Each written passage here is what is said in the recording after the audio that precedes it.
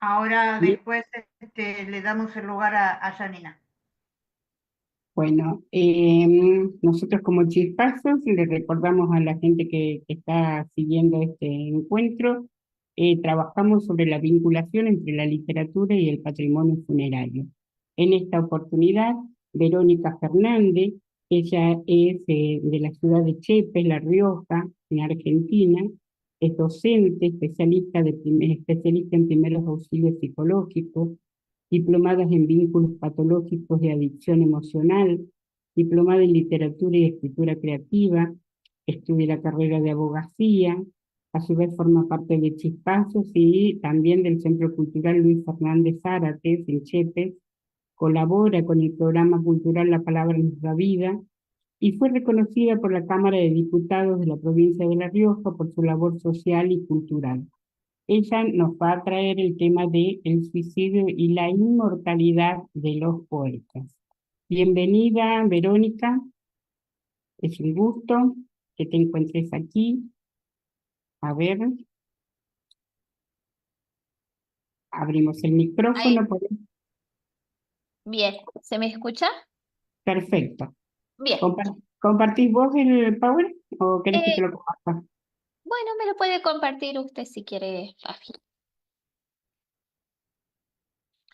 Bueno, de paso voy saludando primeramente, bueno, a ti, Fabi, a Graciela, que la estimo mucho, ya hemos trabajado en otras ocasiones, y bueno, a todo el público presente. Como bien decía Fabi, la temática que vinculamos desde la literatura como aporte de chispazos literarios en este encuentro es sobre el suicidio, ¿sí? Ahora bien, ¿por qué el suicidio y la inmortalidad de los poetas? Voy a empezar un poquito de atrás para adelante. Usted, Fabi, no se haga problema, yo le voy a ir diciendo cuando cambiamos de diapositiva. Este, el suicidio es un problema, una problemática, ¿sí? Que no solo es eh, particular, sino que también tiene un impacto colectivo, o sea, es decir, es una problemática social, ¿sí? Diversos estudios han demostrado desde tiempos remotos, desde la edad antigua, la edad media, al suicidio como un hecho particularmente significativo. Eh, Antes, ¿no es cierto?, podíamos decir que el suicidio era como un hecho en el romanticismo, incluso en la época del romanticismo, como un hecho este, valiente, era significativo. Pero, como les dije, como voy a empezar un poquito de atrás para adelante, entendemos que el suicidio es una problemática actualmente, es una problemática no solo particular, sino que tiene un impacto social. Y que a la vez tiene réplicas. Una de las cosas que quisiera enfatizar es que el suicidio es altamente prevenible. ¿Qué quiere decir esto? Que la persona que tiene tendencias suicidas siempre avisa, da señales. Entonces, nos cabe al resto de la sociedad poder estar alerta, estar atentos a esas señales en las que necesitamos derribar ciertos mitos que hay sobre el suicidio. Por ejemplo, uno de los mitos que podemos encontrar en el lenguaje común de las personas es: el que se va a suicidar no avisa. El suicidio es para cobardes y en realidad este, no es así. El suicidio es totalmente prevenible. La persona que desenlaza, termina, pone fin a su vida mediante el suicidio, siempre dio señales previas. Ahora sí, Fabi, quisiera que podamos compartir.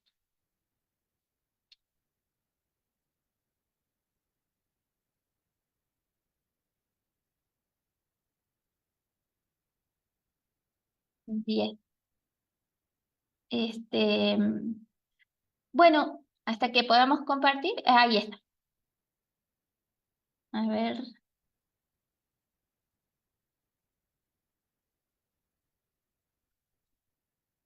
Bueno, un poquito más atrás. Ahora sí, a la diapositiva siguiente. El suicidio no siempre ha sido considerado como algo patológico. Como les decía recién, en ciertos movimientos literarios, como por ejemplo el romanticismo, había llegado a ser ensalzado como una solución dolorosa a la existencia, ¿sí?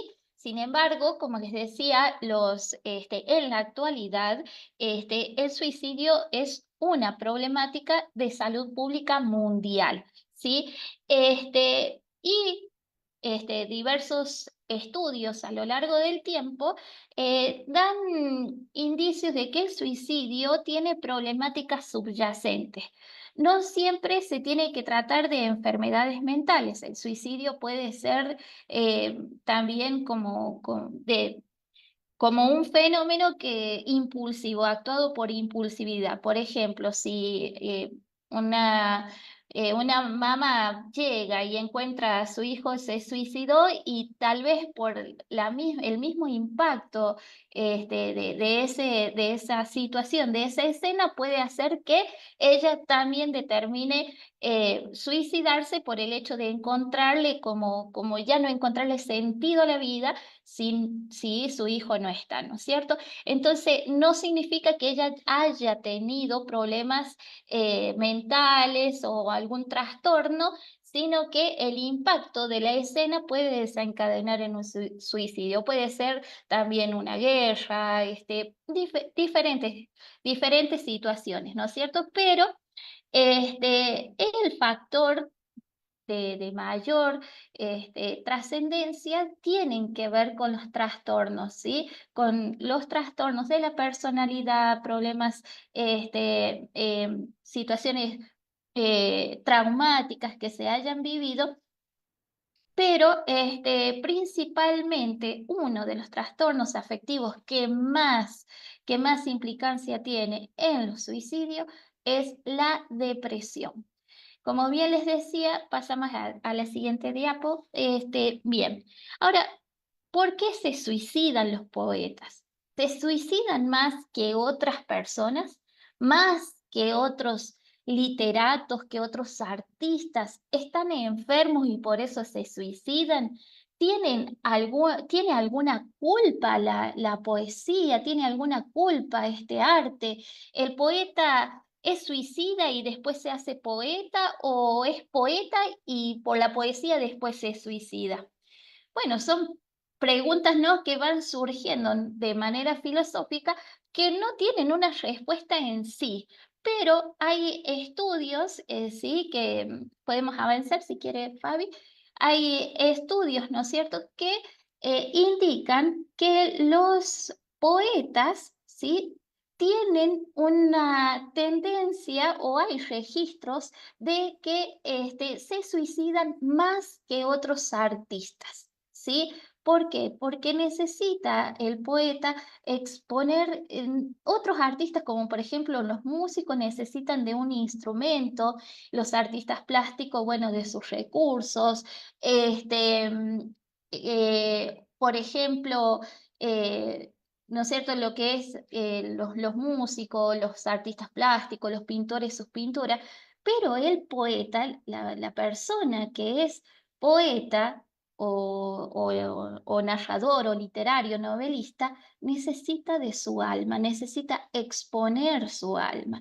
Incluso estudios revelan que entre los poetas y los novelistas, por ejemplo, se suicidaron más poetas que novelistas. Y esto tiene que ver, como les decía recién, justamente en los poetas se precisa como recurso fundamental el alma, su expresión del alma. Como decía al principio, abordar la problemática del suicidio implica pensar en términos de complejidad y de multicausalidad, como explicaba recién, no solamente desde los trastornos mentales, sino que se trata de un fenómeno de gran magnitud a nivel mundial como en nuestro país, que afecta el tejido social, con alto impacto para el entorno familiar y social de la persona y su comunidad de pertenencia, con efectos de amplio alcance, porque el suicidio tiene réplica. Hace poquito, acá en nuestra ciudad de Chepes, se suicidó una persona y en la semana se terminaron suicidando, que esto fue hace 10 días, se terminaron suicidando 3 personas. Ninguna tenía ningún parentesco entre sí. Sí, acá en Chepe nosotros nos conocemos entre todos, entonces sabemos, nos ubicamos los vecinos, quién es quién, pero entre ellos ninguno tenía ninguna conexión familiar.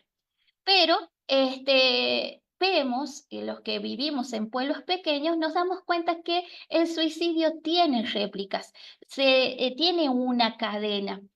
Esto justamente porque afecta el tejido social. Si podemos avanzar a la otra diapositiva. Como les decía al principio, la actitud de los hombres ante la muerte no ha sido la misma a través del tiempo.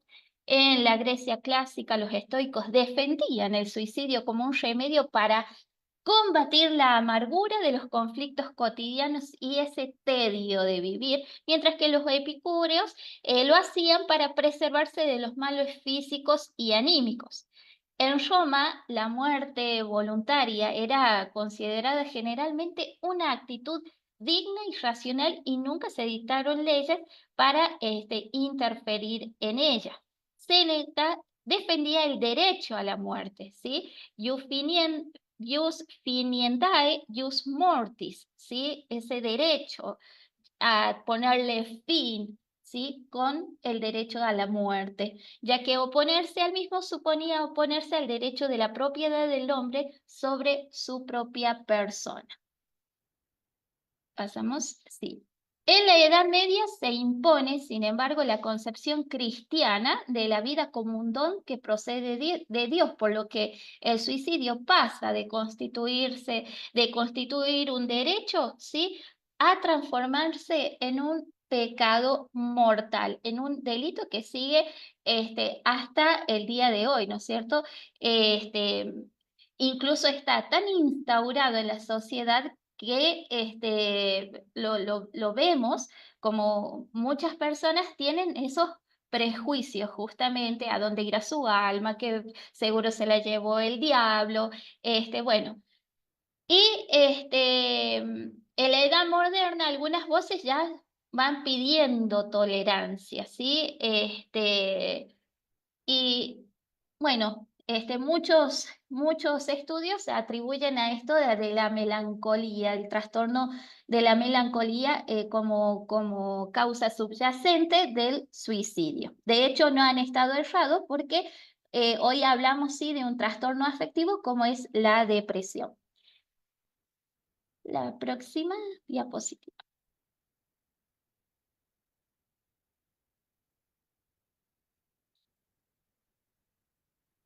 Pasamos a la próxima, Fabi. Bien. Poesía y suicidio, ¿no?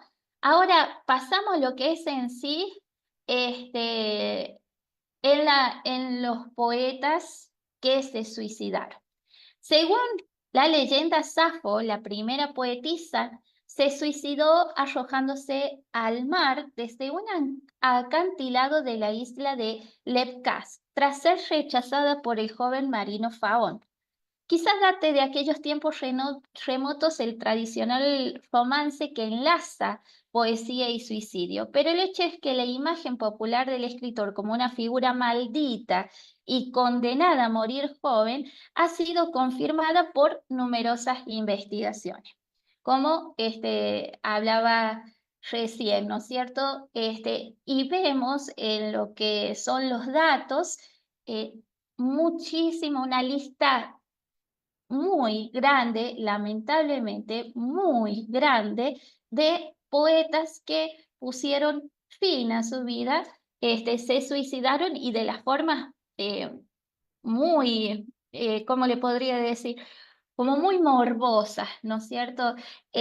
Una de las que ha causado mucho morbo es de la poeta Silvia Plath, que ella se abrió el gas y de la cocina y metió su cabeza en el horno y allí se quedó dormida. Y bueno, personas como Alfonsina Storni, En el mar, y bueno, hay un montón, ¿no es cierto?, de ejemplos, y le pido a Fabi que nos pasemos a la otra diapositiva. Eh, Antes, para abordar esta problemática y contribuir a disminuirla, la estrategia principal es la prevención, entendida desde unas perspectivas de cuidados integrales y colectivos. Como les decía al principio, el suicidio es completamente prevenible. Entonces, necesitamos como sociedad reeducarnos, derribar mitos sobre el suicidio y estar alertas a las señales, porque las personas siempre indican el modo en el que quieren morir, si tienen tendencias suicidas, por supuesto. Por ejemplo, a mí me tocó de cerca con una joven que yo le pregunté de forma muy inocente qué quería de regalo para su cumpleaños, y ella me dijo un tiro. Entonces, podemos ver ahí como ciertas cosas que, si nuestras antenitas están bien paradas, nuestra observación de la gente que nos rodea, porque desde la forma en la que podemos prevenir y estar allí es justamente con las personas que nos rodean, ¿sí? Entonces, empezamos a hablar con esta joven y nos dimos cuenta de que sí tenía tendencias suicidas, que gracias a Dios no lo llevó, pero hubo ciertos intentos muy tristes y hoy estamos, ¿no es cierto?, alertas allí. En la siguiente diapositiva podemos ver algunos registros en los que han dejado los poetas antes de tomar esta trágica decisión, los escritos, ¿sí? Los poetas, yo seleccioné algunos nomás porque son muchísimos poemas terriblemente dolorosos, ¿sí? Pero acá seleccioné algunas frases que ellos han dejado en entreluz, la forma en la que querían morir y cómo ellos deseaban ya ponerle fin a su existencia. Uno de los poetas muy reconocidos en nuestro país, en Argentina, Leopoldo Lugones, dice: quema sus libros y muere por ingestión de cicuta en las Islas del Tigre el 18 de febrero de 1938. Uno de los versos que dejó: purifícate en la llama naranja y hazte ceniza en el rito de Stromboli. Qué bien ardes, amigo. Alfonsina Storni se interna despacio en las aguas del Atlántico en Mar del Plata el 25 de octubre de 1938. Y uno de los versos que deja a ver cómo tenía una profunda melancolía, ¿no? Mirándome sin vista, recordándome desnuda, el hecho doloroso que nos muerde. Antonia Pozzi ingiere una sobredosis de fármacos en su casa de Milán el 3 de diciembre de 1938. Una mujer en prosa soy ya, se acabó el rito. Tomás González, el día de su 26º cumpleaños, en diciembre de 1966, tras regalarle a su madre flores y un poema, abrió la ventana y se arrojó al vacío. Antes de morir, deja este escrito: madre, también yo quisiera ser mujer, para sentir en mi interior la necedad terrible de haber traído al mundo a esta bestia maldita y perdonarte, madre. Anne Sexton enciende el motor del coche en el garaje y muere por inhalación de anhídrico carbónico en Weston el 4 de octubre de 1974. Y deja este escrito, y un poco de este anhídrico carbónico, que bien dosificado te hace dormir tranquila para no despertar de nuevo al tedio de los días. Héctor Murena muere rodeado de cajas de vino en el cuarto de baño de su casa en Buenos Aires el 5 de mayo de 1975. Déjate al aspaviento de sus órbitas. Abandona tu piel a su mandato, ¿no es cierto? Ahí vemos una clara intención de el suicidio. Pero ¿qué pasa? Podemos, ¿no es cierto? Cabe plantearse, lo que había puesto aquí, es si la locura puede ser una explicación para el suicidio de los poetas. Desde mi opinión personal, como les decía al principio, en los estudios de la Universidad de Oxford, no lo apunté, tendría que haberlo apuntado, perdón, pero indica, ¿no es cierto?, que los poetas, como les decía al principio, el recurso que utilizan justamente es su alma, y para los poetas es necesario estar en soledad para que esa musa venga, ¿no es cierto?, a traernos esa inspiración y poderlo plasmar y hacerlo arte, ¿no es cierto?, a través de las poesías.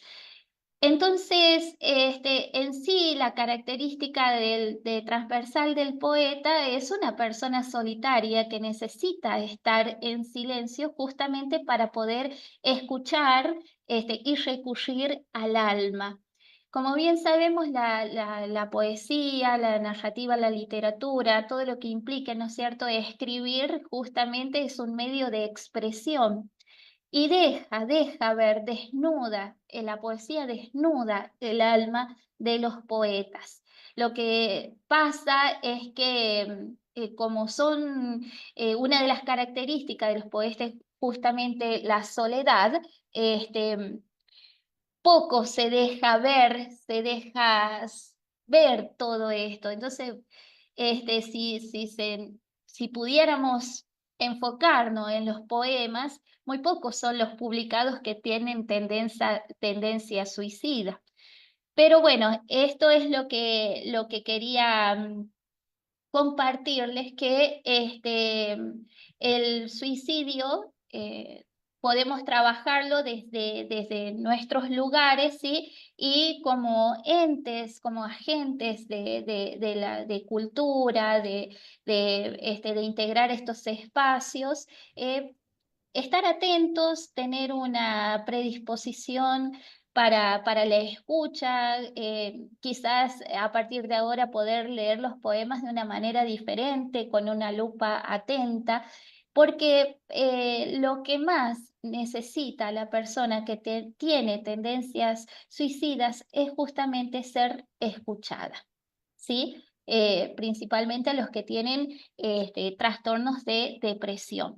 La depresión es una enfermedad que necesita más que nada, el acompañamiento sin prejuicios, ¿sí? Que no basta simplemente por decirle a una persona que padece de depresión, bueno, levántate que mañana vas a estar mejor, lucha por tus hijos. Por supuesto que la persona que tiene depresión sabe que hay motivos por los que seguir peleando, seguir luchando, pero no tiene la fuerza. ¿Por qué? Esto lo aprendí en una de las clases de mi profesor Axel Banfi, que la persona que que padece de depresión, se levanta y lo que ve, hacemos de cuenta, es una pared. No hay una puerta, no hay una ventana, no hay una chimenea en la que se pueda escapar. Esa pared significa hasta acá llegaste, es la muerte. Entonces termina por decir, la persona no se suicida no solamente por dejar de existir, sino para dejar de sufrir. Entonces, lo que se necesita más que nada es que podamos tener justamente las antenitas, los oídos, para estar presto simplemente a escuchar, porque consejos hay miles y se lo saben completamente, pero Estamos con el tiempo, Verónica. sí, la escucha activa es lo que más se necesita. Así que bueno, la termino aquí porque sería redundar sobre el tema, pero agradezco a este espacio, a Graciela, que me da muchísimo gusto de verla. Sé que he estado un poquito complicada de salud en estos tiempos, así que le envío un gran abrazo a Sonia por este espacio y a todos los presentes.